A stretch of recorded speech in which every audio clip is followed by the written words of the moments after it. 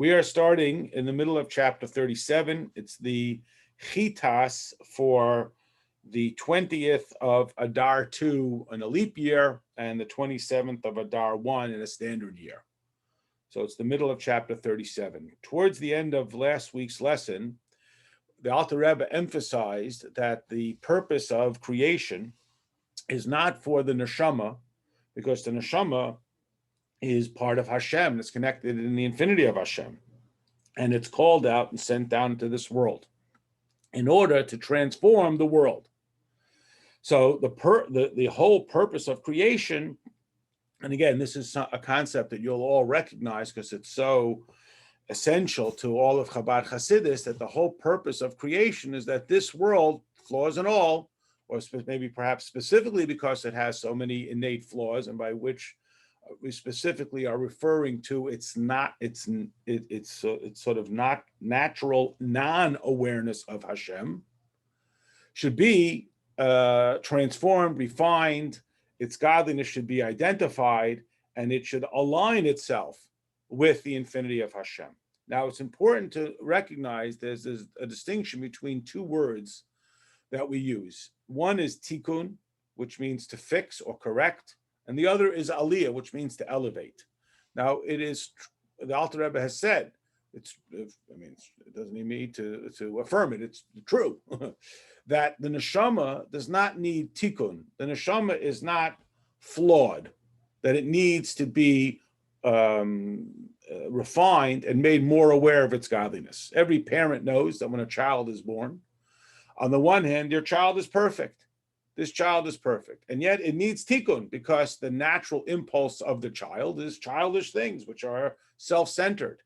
And if they don't get educated, then if there is no tikkun, then we've probably all met people who are well past their child years, and yet they are just as childish and self-serving and self-absorbed as they were when they were a child. So that's what tikkun does, and the neshama does not need tikkun. Yeah, my microphone making me hear me better. The neshama does not need tikkun. However, aliyah, elevation, the neshama can, because a relationship, in particular a relationship with Hashem, is infinite. We don't say that we have ever reached the end of our relationship with Hashem. So a neshama, although again it does not require tikkun, corrective, it can benefit from aliyah, from being elevated. How is it elevated? Because it can be in the service of Hashem. For example, if a person is a soldier or a general in the king's army, and he sits together with the king and he plots it out, or we don't want to be so militaristic, any kind of business or any institution, a school, so the teachers all sit and plan. And like they say, if not for all these kids who come, school would be perfect, because we have all the best ideas, we have all the best strategies, and then the kids come and they mess it up. But of course, without the teacher teaching in the classroom, all the pre-planning and all of the curriculum development and all of the textbooks have no purpose. So the neshama, yes, it doesn't require tikkun. It's aligned with Hashem. When the neshama comes down into this world and serves Hashem, does mitzvahs, it reaches a level of closeness with Hashem that it would not have otherwise experienced had it stayed up in Shemayim. Because the whole purpose is for this world. And this world is served and transformed only through the neshama leaving Shemayim and coming down into this physical world. And this is in part why we say, against your will are you born, because the neshama is like, I don't want to go down there. There's materialism down there. And yet once it comes down here, it recognizes that it is able to, in that sense, be closer with Hashem, because it is effectuating the purpose for which Hashem created the world down here in this physical world. Okay, so here we go. Ubezeh, now we can understand. Yuvan, mashehifligu, this, that. Now the word hifligu means like wondrously. It's like fantastic. It's a really powerful word. Razal, our sages, why they went so many I'm trying to think of the word, like superlatives about Ma'oid, very, very much. I mean, the Alter Rebbe is really, really emphasizing, but milas hatzdaka, on the mila of tzedakah. Now, here comes, it's going to be one of those, it's an appeal. But it's not an appeal, don't worry. V'amr, and they said, sheshkula keneged kol ha-mitzvahs, that it is as weighty as all mitzvahs. Now, I can tell you that there are other mitzvahs that say the same thing. It says that tefillin is comparable to all mitzvahs. And as we'll see, Torah study takes precedence over all mitzvahs. So the Alter Rebbe is not only quoting this statement of our sages, he is clearly making a decision. Hold on, I'll fix my camera here a little. There we go. He is clearly, well, that makes me look fat. No, I am fat. Okay. He clearly is specifically choosing a specific statement to underscore this idea, and that is the virtue of tzedakah. Now, we might ask the question, why is he pointing out tzedakah? Okay, so we understand that tzedakah, you're supporting somebody, you're helping someone live. If the person doesn't have food, putting tefillin on with him or having them light Shabbos candles is not going to be as meaningful. We understand that. But here, in this concept, we're also talking about the impact it has on the donor, not only on the recipient. So the Alter Rebbe says, the Ubechol HaTalmud Yerushalmi Hi Nikra B'Shem Mitzvah Stam. In the entire Jerusalem version of the Talmud, just a quick note of history, the Talmud was written so essentially in two parts. The Mishnah, which was the first redaction of the oral law by Rabbi Judah the Prince, and then the Gemara, which is the analysis of the Mishnah, was done in two parallel labors, one in the Babylonia and one in Jerusalem. So we call them the Babylonian Talmud and the Jerusalem Talmud. The Jerusalem Talmud, like Yerushalayim, is a place where godliness is evident, is more clear without all of the dispute. The Babylonian Talmud is filled with much more dispute. Anyway, in the Jerusalem Talmud, whenever it says the mitzvah, it means the mitzvah of tzedakah. We have similar examples. For example, another example, similar ideas, whenever it says chag, so of course we know there are three chags, Pesach, Sukkot, and Shavuos. But whenever we say chag, we mean Sukkot. It sort of took on that quality. There was once a person who was speaking to a non-Lubavitcher. They said, I'm going to the Rebbe. And they said, well, which Rebbe? He said, when they landed on the moon. Did you say which moon? Aren't there other moons? But everyone knows there's only one moon that we mean. So tzedakah is so central that in the Jerusalem Talmud, they refer to all mitzvahs as tzedakah. What does tzedakah have to do with mezuzah or with eating matzah or hearing the shofar? What does one thing have to do with the other? So the Alter Rebbe explains why. Whenever they would say mitzvah, they always meant tzedakah. Why? Because tzedakah is the primary, the fundamental of the behavioral mitzvahs. Why? And it is elevated above all other mitzvahs.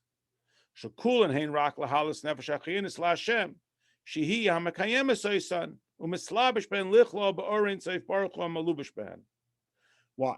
So as we explained, the neshama is dispatched from the highest levels of heaven, and it's sent down into this physical world in order to do physical mitzvahs. Because remember, neshamas can't do mitzvahs. Neshamas can't light Shabbos candles, and they can't put up mezuzahs, and they can't eat matzah. They need to have a physical body. And it's only in the physical body that they can do mitzvahs. Why then do we specifically point out the mitzvah of tzedakah more than any other mitzvah? But again, it's about the mentality. Where do we really want our neshama to be? So, and we'll address this a little bit later in the chapter. And it's not right, wrong, but it's where the emphasis is. There is such a position in the world of Torah, I'm talking about in the world of Kedusha, that really we don't want to be here. It's a whole big nuisance. And if we had the option, we'd all leave. We know the story of the two eldest sons of Aaron, and that's what they did. They said, oh, I don't want to be here. It's too disruptive of my relationship with Hashem. I don't want to go to work. Going to work is a nuisance. I'd rather stay in the yeshiva all day. I don't want to go out there into the world. So there's two attitudes. One is, well, too bad. Your stomach is grumbling and you're hungry, and the only way to soothe it so that you can go back to Torah studies to go out into the world. So go out into the world, do whatever minimal amount you have to do, get whatever you need, come home and ensconce yourself once again in a spiritual environment. Or the attitude is, wherever you are, you have the chance to bring godliness there that is specific to your neshama. You have an opportunity that is unique to bring godliness into that darkest of circumstances. So when a person has that mentality, and that's the strategy attitude that the Alter Rebbe is advocating, of course, here, that the whole validation of our neshama coming into this world is when it transforms the world, not when it just resists the world, not when it just tolerates the world or survives the world. The whole validation of the neshama being in this physical world is when it transforms the world. So we don't see this world just as some big nuisance or busy work until we get back to where we want to be, or one big mistake that had Adam and Chava just resisted for a few more hours, we'd all be living in Gan Eden and we wouldn't have to deal with this. And instead, we're all like one of these novels or movies where the person is mistakenly misplaced in the wrong environment, and they're constantly trying to get someone's attention. Excuse me, there's been a mistake made here. And then they just sort of have to tolerate it until they get back to where they want to be. On the contrary, the whole emphasis is that this is where the neshama needs to be, and it's also to the benefit of the neshama, as we talked about. Although the neshama does not need tikkun, correction, it can experience aliyah, elevation. So here the Alter Rebbe says, I'm sorry.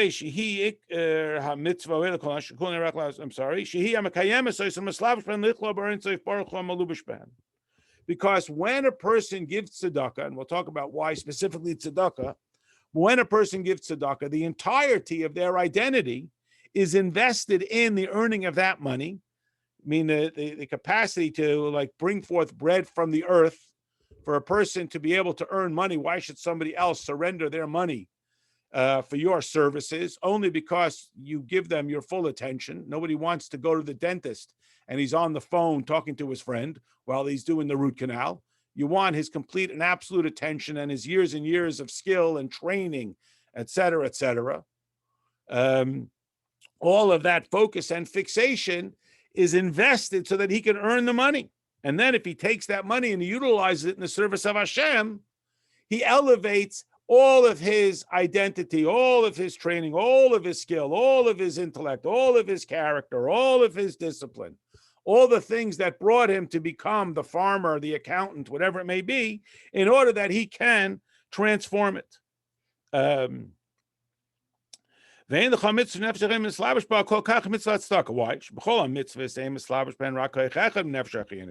sorry, I think I went back. I reread a line. I hope everyone can follow where we're up to. Every other mitzvah, when I eat matzah, I'm engaging my digestive system. When I light candles, I'm engaging my hands and my eyes. When I say the words of Torah, davening, tehillim, I'm engaging my oratory skills, etc. But as we talked about, since I have to invest the entirety of my identity in order to earn money, as we talk about, ASIC is the term for business, which references this sort of full involvement. It's not some sort of half-hearted, distracted engagement. It's a full, complete intensity. When I do that in order to earn the money, so now my whole being is invested and involved in the service of Hashem. When a person gives from the work of his hands, he has engaged every aspect of his existence in his work. We have a curious halacha. The Rambam writes that when a person is an employee, so we talk about the responsibilities of employers to employees, and there are the responsibilities, the mitzvahs, the halachas of the employee to the employer. And one of those mitzvahs is that the employee must engage himself completely in his work. And there are prohibitions against moonlighting, because then he'll be tired and he won't be able to work as hard. Or even, like the person says, oh, really, he's working, but he's really got a book of Mishnah under his cash register, and that's not permitted. And the Rambam quotes Yaakov Avinu. Yaakov Avinu said to his wives that his father-in-law, Lavan, who was a bad guy who cheated him and so on, and yet Yaakov Avinu says, I worked for him with all of my strength. In the summer I baked, in the winter I froze, but I worked with all of my strength. So not only is this good work ethic, but this is what the presumption is that has allowed the person to earn his money. And when he takes some of that money and he gives it to tzedakah, he has truly invested his identity, every aspect. And thus he has, I'll say, validated the all of that time that is invested in creating his labor. Now, I don't know anything about theater and so on, but I at least imagine that by the time they get to the actual performance, opening night, there are so many hundreds and hundreds of hours that have been put in, from the writing to the props to the rehearsal to the casting and 100 other steps that I don't know. And it's only validated, of course, if they have opening night. There's an old joke about this orchestra where the conductor was having trouble getting people to come to the rehearsal. So he's trying to think, how can I motivate people to come to rehearsal? So there was one guy, he came to every rehearsal.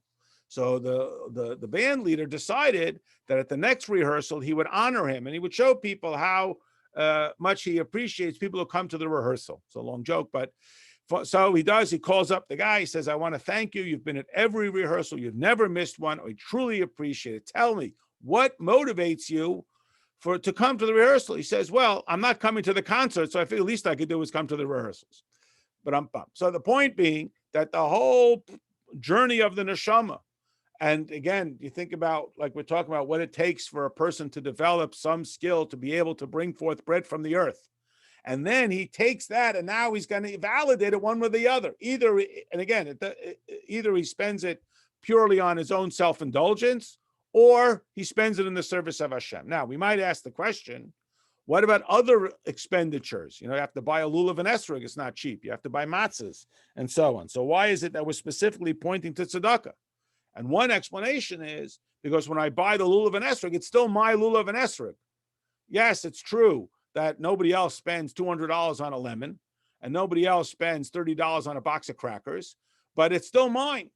And since it's mine, it still retains some sense of service of self. We find a curious halacha. We know that the mitzvah of having guests is one of our great qualities. We always point to Avraham Avinu. He welcomed guests. The halacha tells us that maybe more, I don't know if it's a competition, but more than welcoming the guest is to escort the guest as he leaves.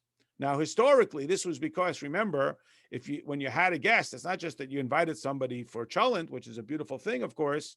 It's that if he didn't have an invitation, they would sleep in the road. Remember when the angels came to Lot, Avram's nephew, they were planning to sleep in the street. So then he took them in. So then when they leave, there's no street signs, there's no GPS. The people are on these journeys for days. So the local person, if he was kind, he would take the person, he would show them exactly where the road is that they wanted to go. And this was considered even more important than welcoming them. So we asked the question, okay, it's important. Why is it, quote, more important? Because when the guest comes to my house, there's a certain pleasure that I have. Everybody comes to my house. I have all this wonderful company and great conversation. Everybody loves the food and so on. And when they leave, quote unquote, that's it, goodbye. So if I truly am concerned for the person, yes, feeding him and housing them is wonderful, wonderful, wonderful. And it's even more wonderful when I have nothing to gain. They're leaving. And again, reasonably, I'll never see them again. You think about, before we had mass communication, but to make sure that they get on the right road and they don't get lost and wind up, harmed and so on and so forth. So it's the same idea as well. When I take the money that I earn and I buy a lulav, yes, that's wonderful. And I've invested the work of my hands into something of Kedusha, because I could have taken that and just bought more clothes or jewelry or whatever. However, even there's a slight self-interest because now it's my lulav.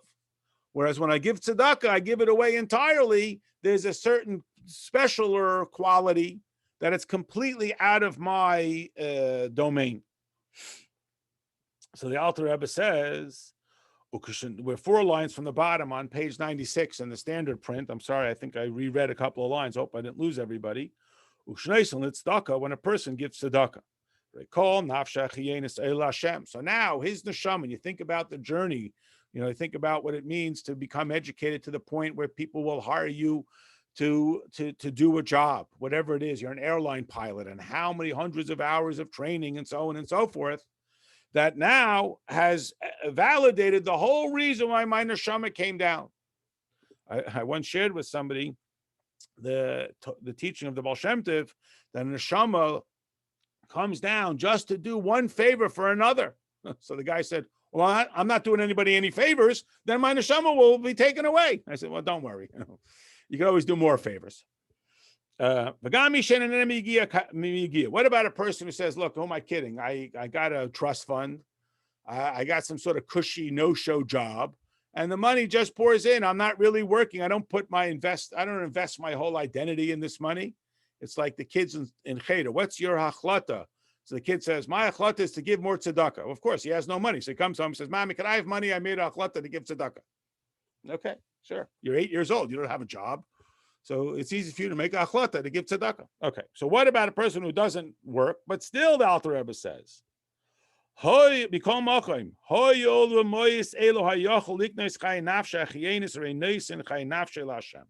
could have taken that money and bought himself something, clothes or toys or games or books or whatever it is. And he doesn't. And instead, he takes that money and, please God, he's not living mamash on subsistence and he doesn't know where he's going to get his next meal from. So you might think, so what? He gave this money to tzedakah. But again, he could have used that money and transformed it into something for his own pleasure. He could have gone to the store and bought something. And instead, he takes what could have sustained him and he gives it to tzedakah. This is why it says in the Gemara that giving tzedakah specifically draws close the geula, because since the whole purpose of creation is to transform, again, this is the Alter Rebbe's position, and it's not, ubiquitous. It seems obvious to us because it's so basic to the teachings of Chassidus. This whole term summarized by those 2 words, dir b'tachtenim, dwelling place in the least evident of godly circumstances, quote unquote. Everybody knows that. We know it because it's in Tanya. Outside of Chassidus Chabad, not everybody takes this position. They would say, no, the whole purpose is to not get sucked in by the world. The world is your enemy. The world is competitive. The world is combative, etc.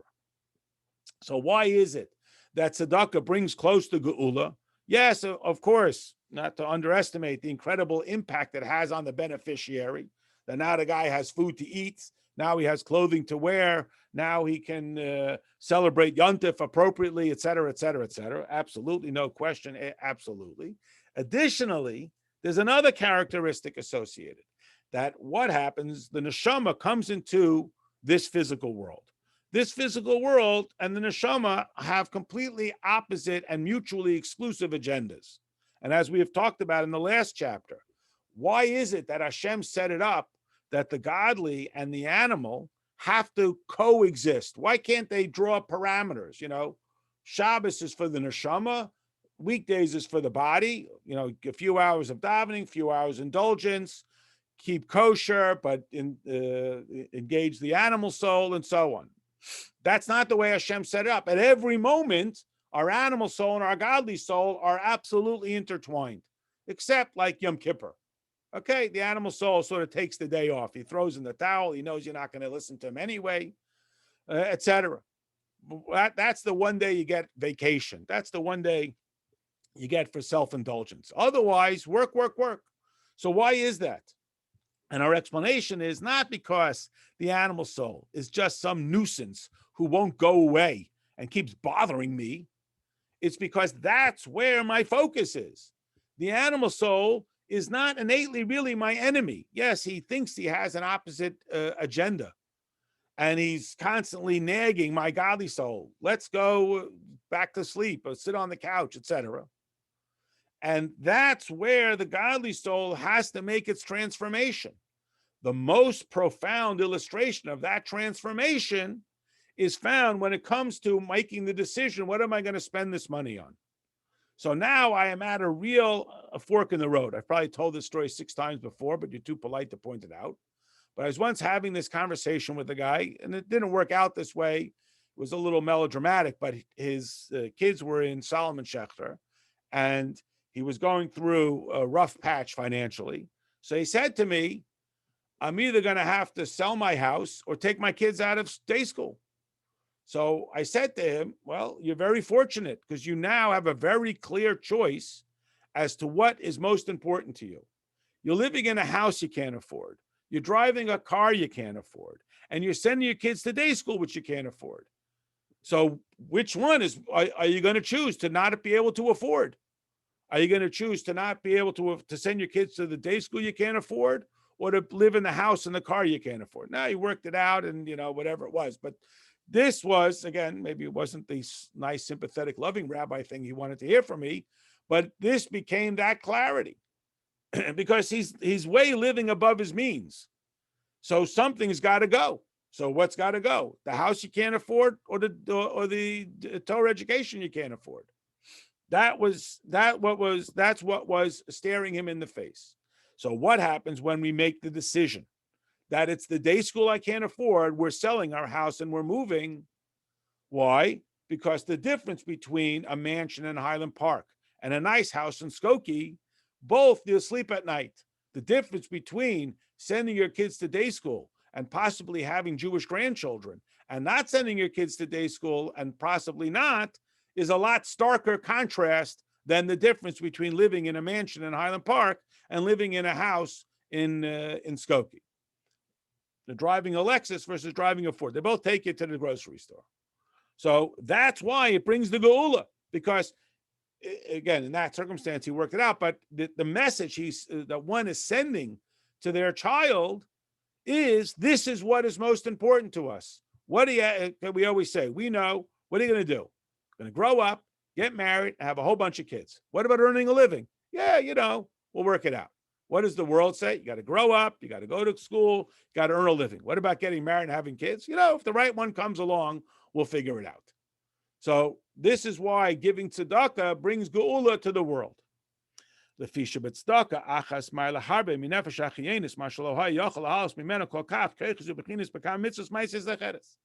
All other mitzvahs, maisius, behavioral mitzvahs, which, again, if there's one quote we heard from the Rebbe more than any other, it's the paraphrase of the statement in the Mishnah of Pirkei Avos.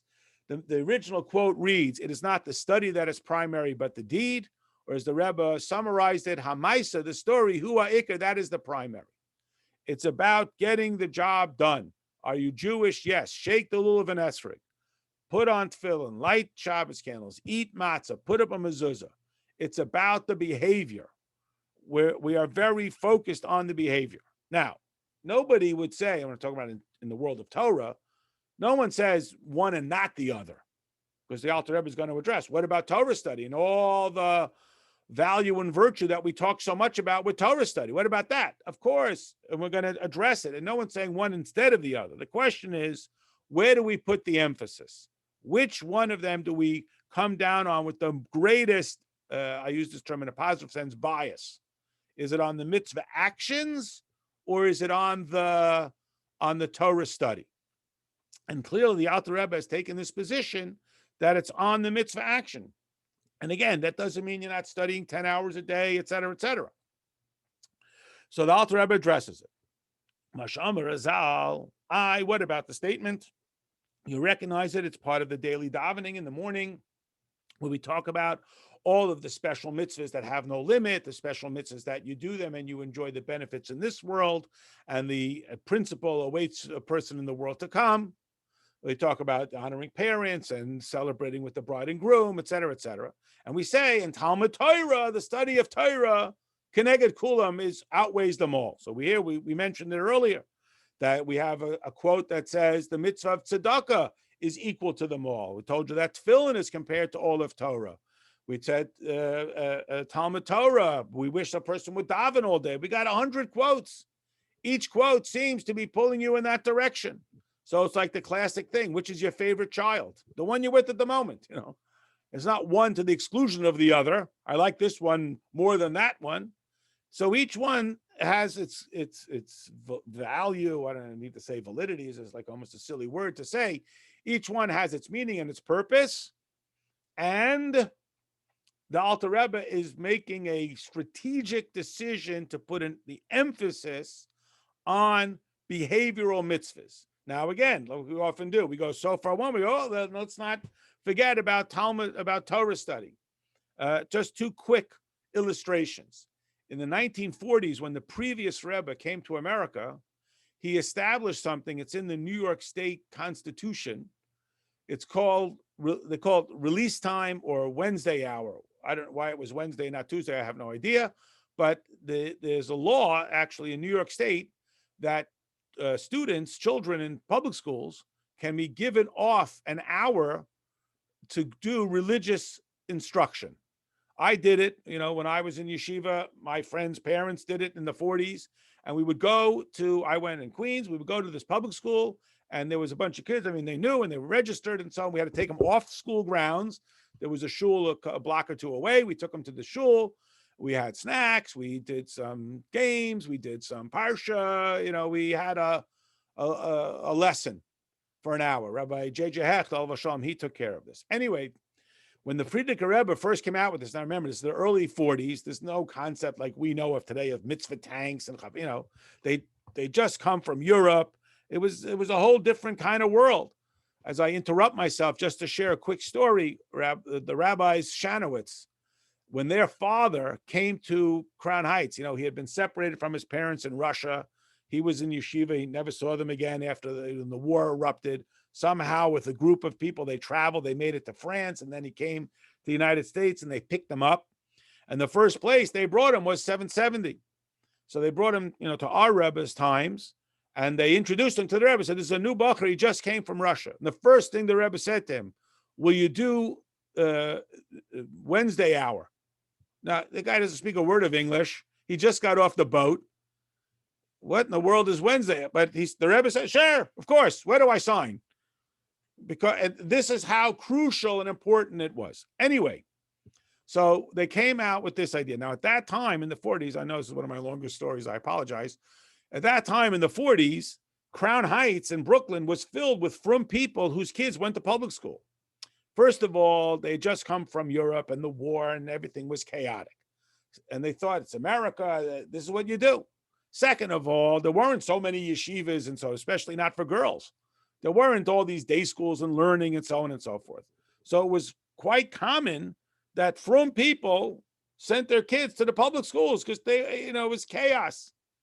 So the yeshiva students, Rabbi Yitzchak Gronel, who was later the Rebbe Shliach to Australia, tells the story. So the yeshiva students during their lunch hour would go knocking on doors in Crown Heights because you had to be registered. You couldn't just walk to sign people up that their kids should get permission to leave school Wednesday and go to release time, Wednesday hour.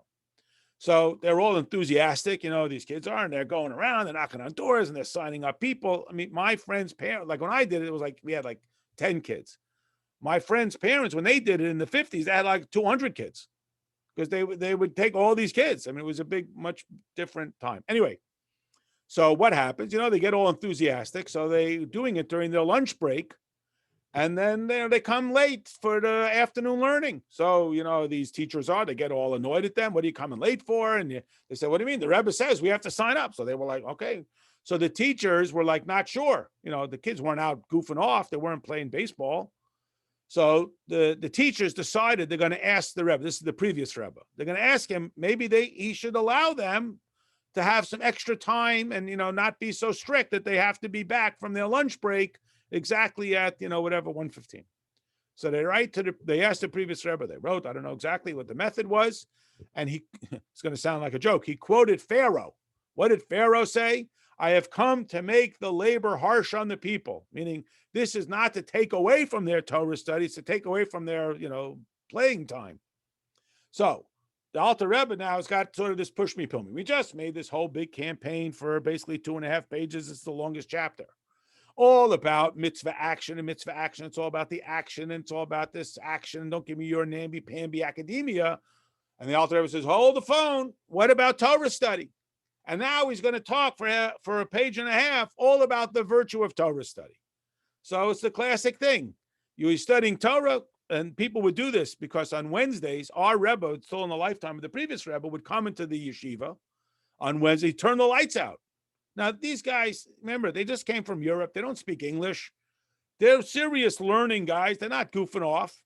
And they wanted to learn. It was so foreign to them that they should go and take a bus or the subway and get these kids and the American kids. It was so foreign to them. They said, it's not for me. This is for those guys who are, more witty or, can teach kids and so on. And the Rebbe turned the lights off. That's where you need to be. Rabbi Cousin, who is the father, shall live and be well, of Mrs. Flinkenstein and also Mrs. Ebert. So he tells the story when he was in 770, that it was his birthday was on a Wednesday. And at that time, a bacher could have a private audience with the Rebbe on Wednesday. Before their birthday, I'm sorry. So he went to the Rebbe. He asked the Rebbe, since that Wednesday is his birthday, maybe he shouldn't go that Wednesday. And instead, he should take that time to do introspection and davening and tillim and learning and so on. And he was a serious guy. And the Rebbe said, if you would know how Avram, Yitzchak, and Yaakov are in Shemayim, so envious of your chance to study Torah with these little kids and to teach them, the games and the parsha, you would do it. And he said it changed his whole life, and he became an educator until he retired. He was the principal in the Chabad school in England. So we put so much emphasis on learning. Mitzvah, action. What about learning? Now we're going to put learning. Oh, which one is it? Right? It's both. Hashem is infinite. We can't lock him down. So this is what the Alter Rebbe addresses. We say that Torah study surpasses them all. So if I have 10 minutes, should I do a physical mitzvah? Should I study Torah? Maybe we should stand on street corners and say, excuse me, sir, are you Jewish? Yes. Let me tell you what Devar Torah. Let me share with you a Devar Torah. Because Torah study. So the Alter Rebbe says, why is that? So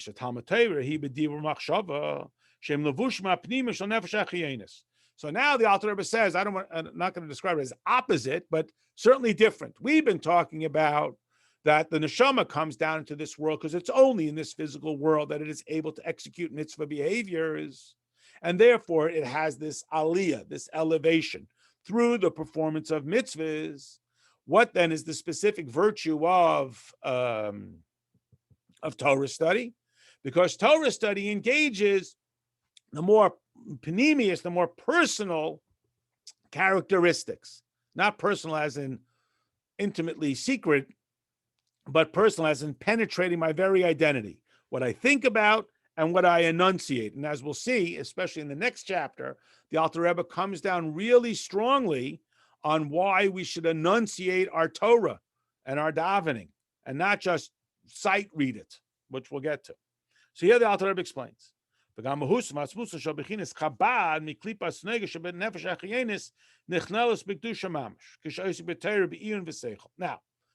intellect, as we are aware, but sometimes maybe we need reminding, is not always virtuous. There are evil geniuses. Not every bad person is stupid. In our society, I think sometimes we use the word stupid to mean evil. That's so stupid. But stupid is not, there are plenty of very, very smart people who are very, very bad. Most of them you can count for a million, unfortunately. So intellect is not innately a virtue. And we know this, it's one of those hot topics about why in Cheder, in the high school and so on, we're very particular about the reading material. You say, what? But it's reading. But not all reading is virtuous reading. What if the reading is nonsense and foolishness and worse? So we're very careful about what they read. Now I can just tell you, I don't know what the exact philosophy is in Cheder and the girls' high school. I guess I know from my kids' experience, but in some schools they have a position that they only read things written by a Yireh Shamayim, so they won't even read any of what we might call the classics and so on.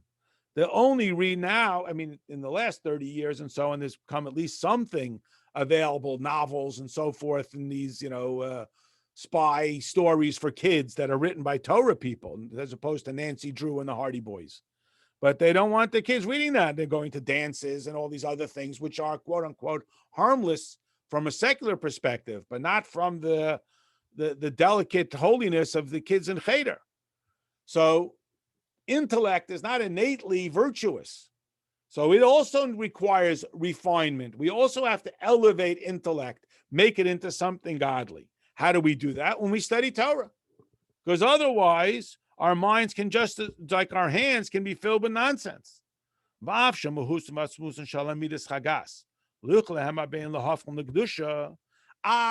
make the counter argument that we aspiring Bainanis, no matter how much Torah we learn, we still will have a battle within our character. Like we always talk about, that the Bainani still feels the pull of Taiva. Hopefully he doesn't engage in it ever, because he's a Bainani, so he never engages in the behavior. He yet still feels it, so he's never going to fix it. He's never going to transform it. But what can he do to push it down a little bit? So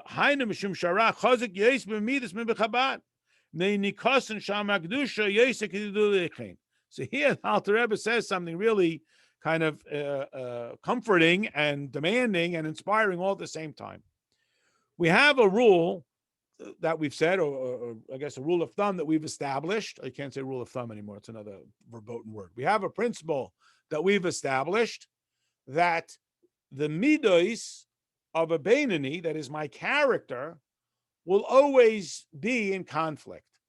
I'll always feel an impulse for laziness or greed or indulgence or harshness or whatever it may be. And quote unquote, all I can do is not act upon it. And we know that's the struggle of the Bainani.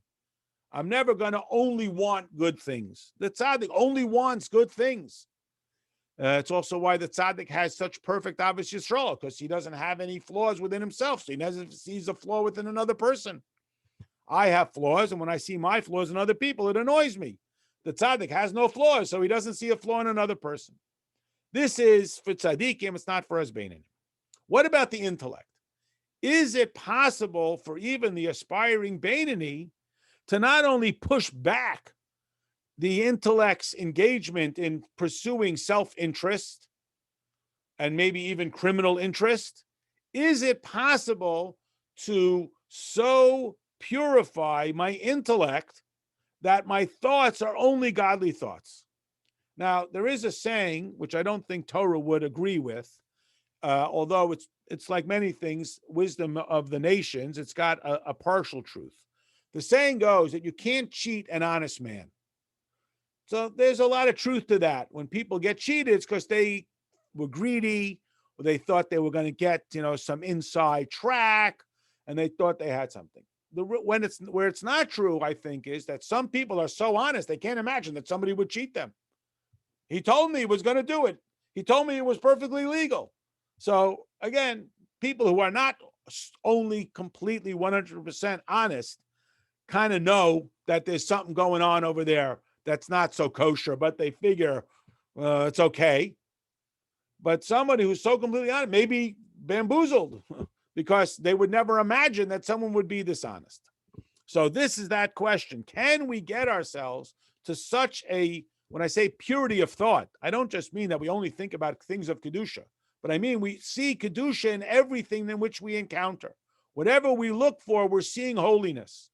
It's a beautiful thing when you see a child who they're walking through O'Hare and they reach up to kiss the mezuzah, only to remember that, because that's the presumption. The premise is you have a house, you can put up mezuzahs.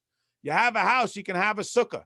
So when you go shopping for a house, you don't look for first, the best neighbor that you look for. Is there a place for a sukkah? Is there a place to have Shabbos guests? Those are the first things you look for.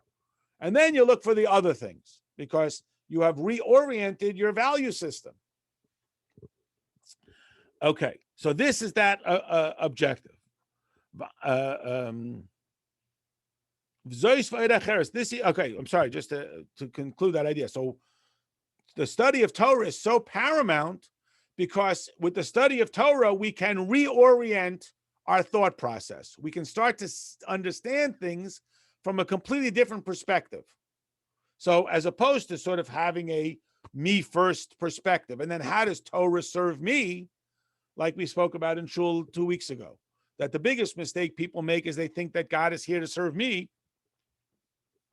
God is here to make my life more interesting, more spiritual, more holy, which is all good. Not against it, but that's not the primary objective. The primary objective is to be aligned with Hashem in the transformation of the world. So we start to see it through that lens. So this is what is unique to Torah study, because whereas like the aspiring humanity does acts of goodness, acts of goodness, acts of goodness, they are still in their eyes like the wicked person that if they don't fight against it, it's like nature. If you don't keep it at bay, it's going to overwhelm you. With intellect, there's a greater opportunity for transformation, not only for resistance, but actual transformation. Even something greater that makes it even more superior. That is, unlike every other mitzvah, which addresses one particular aspect of my existence, like a muscle memory, my intellect, and we talked about this so many times earlier in Tanya, is the control tower of my whole identity. Think it, feel it, do it. The thought is what changes everything. I mean, again, I don't know, but this is the whole key behind modern advertising. You start to plant, you say it and say it and say it. You start to think about it, you start to get interested in it. They hope you're going to buy their product. So the intellect is the control tower of our entire identity. So in that sense, the study of Torah is not only that it's like a competitive thing, it's better, which, as we talked about before, at a certain point, it starts to become silly. Everything is better. But it's that when we say Talmud Torah keneged kulam, Talmud Torah surpasses them all, it's because through Torah study, it's like, teach the man to fish. You've now empowered every aspect of their existence. But Milas Asik Talmud Torah kol mitzvahs, about the virtue of Asik Talmud Torah. Now, the word Asik, we used this before.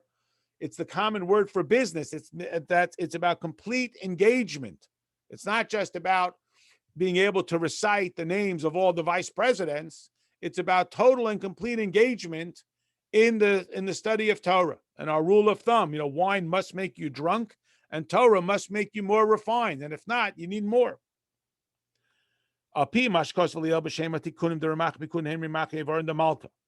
That based on what we said earlier, that the 248 obligatory commandments parallel the 248 limbs of the person, of the king.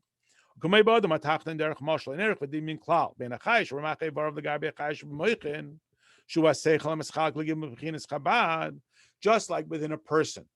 Again, they're not a competitive thing, but the person's true identity is in their brain more than it is in their hand.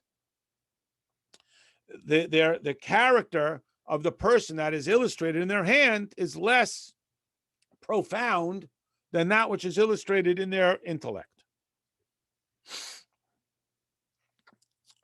which is then expressed through, of course, the process of imagination, analysis, application. Chabad.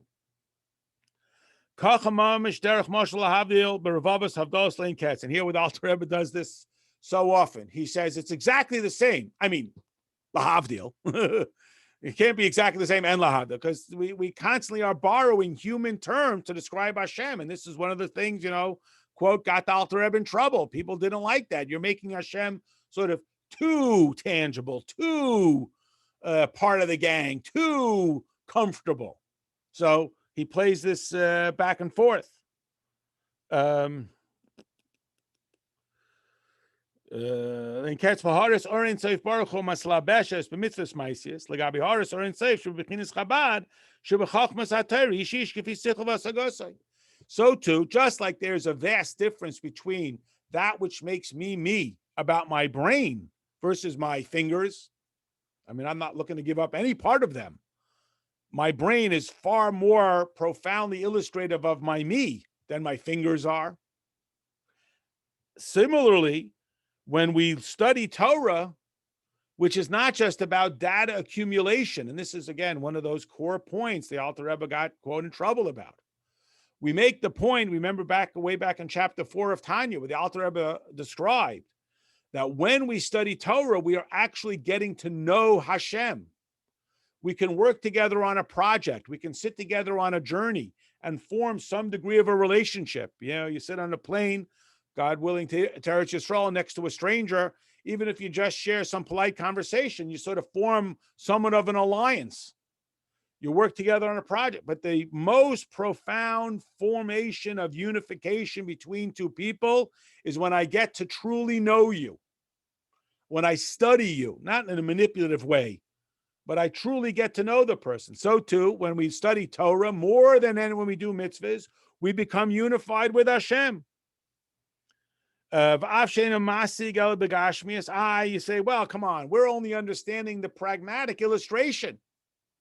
We don't understand all the depth, why it's so passionately important to Hashem. We just know what he asks us to do, some behavioral practice. Nevertheless, don't think that this is somehow like second rate, that somehow this isn't the real thing. And I've seen this experience before with people who come to Torah study as adults, and they go to a yeshiva and they learn the Talmud, and it's interesting or not so interesting, or they love the logic or they don't love it. But then they say, like, okay, when do I get to see the good stuff? Like, I understand, this is my initiation and I have to behave but when's dessert? When are you going to take me in the basement and show me how to turn my boss into a frog?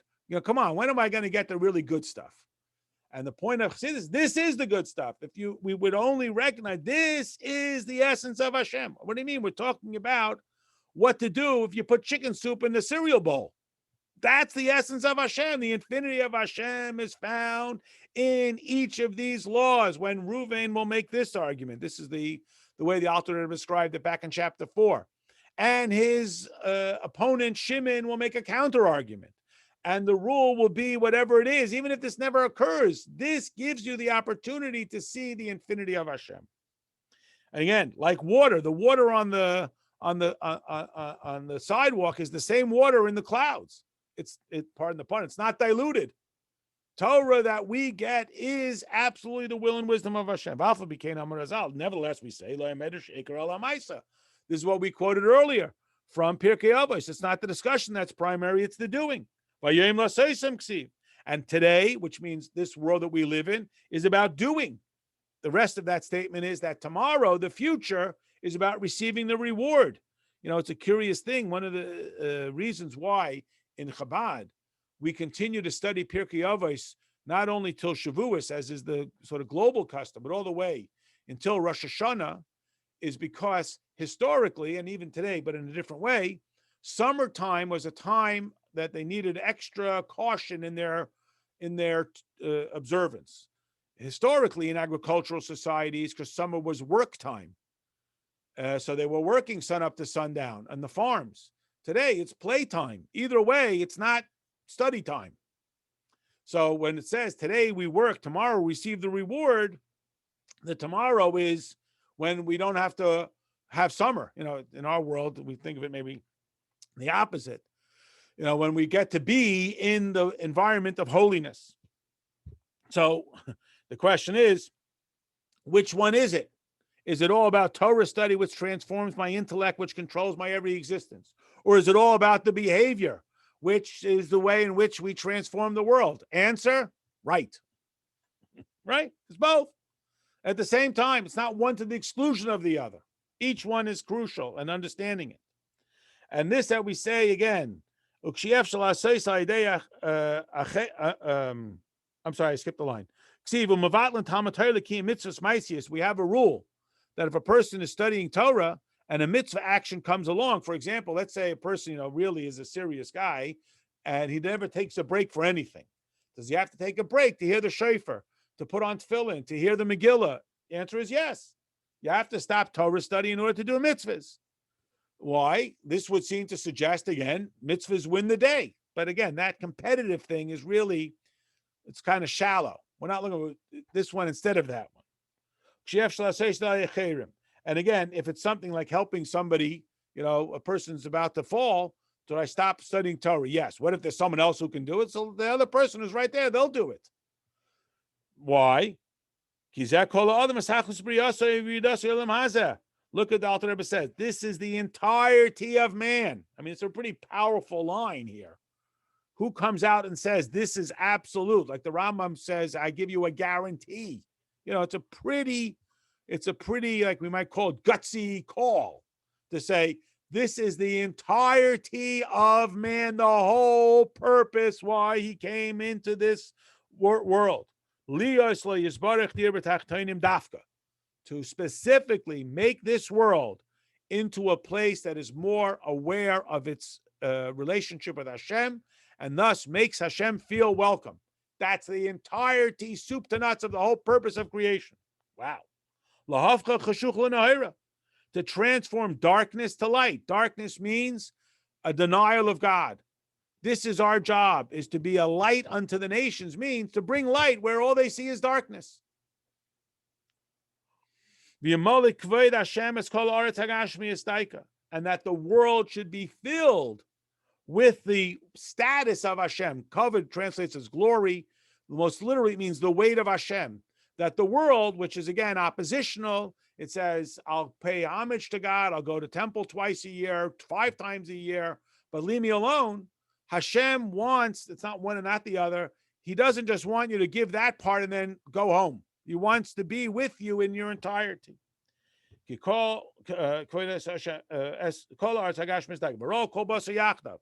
again, here the Alter Rebbe doubles down and says, not only is it to be our goal to make it the truth, but that we should see it. I mean, of course, it's true. There's oxygen in the room and so on, but I don't see it. So it has to be so profound that we notice it physically. Why then is it that if one person is studying Torah and somebody comes along and says, can you help me? That he shouldn't interrupt his Torah study if there's somebody else available to do it. So again, if we took, which we don't, this sort of vertical pecking order where mitzvah actions are better, more important than Torah study, so why is it that if person A, we'll call him Ruvain, is studying Torah, and if someone needs help, and person B, we'll call Shimon, is not studying Torah, that Shimon should do it?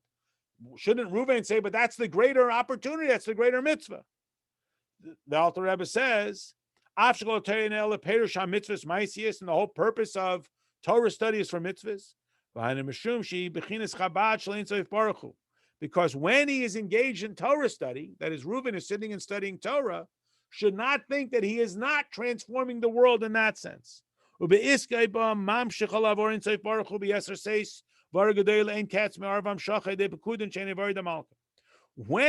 is sitting and learning Torah, and here again, now you see why Alter Rebbe got in trouble.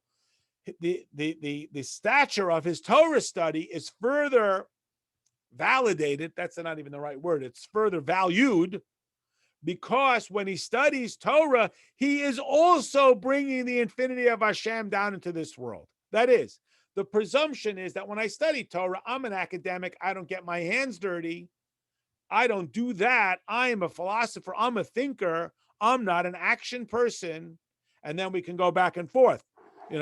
What's better? If we didn't have philosophy, we wouldn't have a democracy. If we didn't have bricklayers, we wouldn't have houses. So which one is better than the other? Back and forth. But here the Alter Rebbe said that do not think that when I'm studying Torah, I'm somehow detached from the world. I am actually impacting the world. I am transforming the world. We have essentially this position, and I know it's a very, this will get you yelled at for sure. We know why the yeshiva students don't have to go to the army. Now, it was true in this country as well. Everybody goes nuts. They're sitting in yeshiva and they're not in the IDF. In this country, too, they had exemptions for yeshiva students. They also did. We would argue it's not because they're saying, well, I don't want to be bothered. We argue, and they have this in the Gemara, it tells us that the scholars, of course, the scholars wrote the Gemara, didn't have to pay the tax for the police because Torah study protects the community. Now, we have it in this country, whether it's tax exempt for synagogues or whatever it is. The Alter Rebbe's argument is because when you study Torah, you are changing the world. It's not avoiding the world. It's not detached from the world. There's a certain pleasure. I don't want to be bothered with this whole world. I'm just going to isolate myself. And that's not ever a value. What about Torah study? Because Torah study is impacting the world. So if Reuven is studying Torah and Shimon is not, let Shimon now bring godliness into the world by helping this person carry their boxes up the steps. Whereas Reuven is helping the world by studying Torah. This is what Rav Sheshes, one of our great scholars in the Mishnah, he would speak about the joy that he had from the study of the Mishnah and how it is transforming his neshama. It's not escapism, and this is crucial because sometimes, and again, maybe it's not even a bad thing to do sometimes, Torah study, mitzvah observance can be a form of escapism. I want to be in denial of all of the difficulties. I'll open up a sefer and I'll throw myself into the concepts. It's better than eating Rocky Road ice cream as escapism, but it's not the objective of Torah. When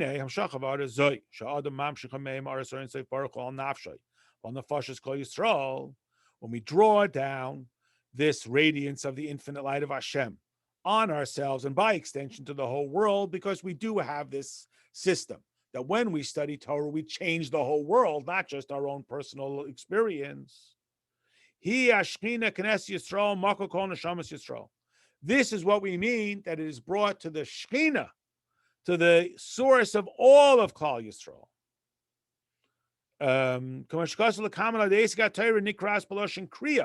When we study Torah, we're like calling out, like we call out from the very essence of our identity. When we read Torah, but we cry out, we call out for Torah.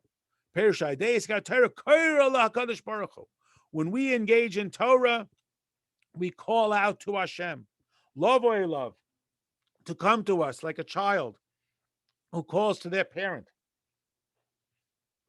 When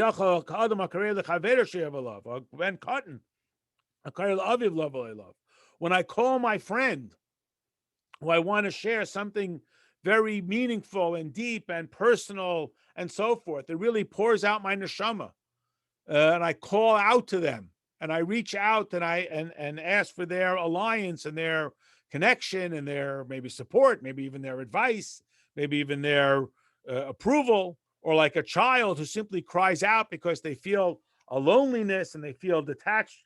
This is what we can accomplish when we study Torah.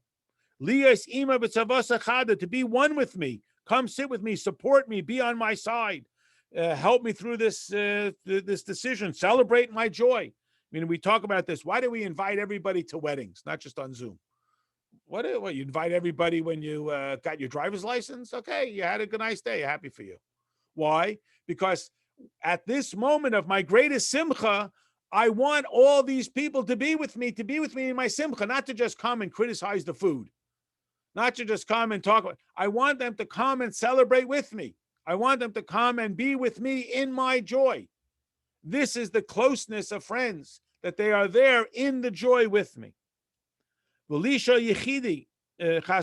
shouldn't be alone in my joy. Because why is your joy any less joy just because this person didn't come? Because the joy is enriched when I am with the people who I love. God is close to all those who call to him. Anyone who cries out to him in truth. What does it mean to cry out to him in truth? I cry out to him through his means. Why didn't you come? You didn't send me an invitation. What do you mean? Didn't you just know? Well, you have to cry out. You have to ask for it. You have to ask. And what's the address to ask? Is through the invitation. Well, the invitation to Hashem is Torah. Torah is the opportunity that Hashem has given us to be connected with Him. That is to cry out to Hashem through Torah. Again, it's an option for us to have access to Hashem. You want to know who I am? Here's my book. There's a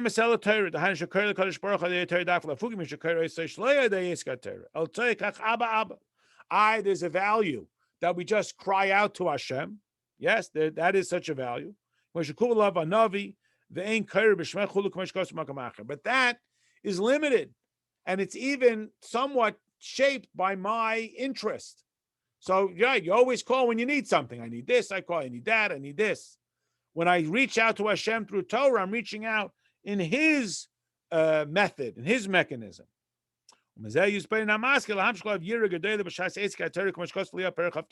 is why when we learn Torah, it's so important that we sort of orient ourselves as to why we learn Torah.